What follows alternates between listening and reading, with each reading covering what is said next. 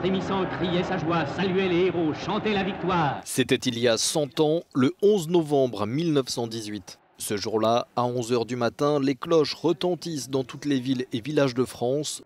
Sur le front, les coups de clairon indiquent le cessez-le-feu.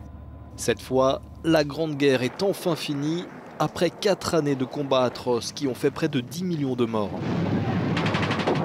L'armistice par lequel les Allemands reconnaissent leur défaite a été signé plus tôt dans la matinée, à 5 h du matin, ici dans ce wagon stationné dans la clairière de Retonde, en forêt de Compiègne, au nord de Paris.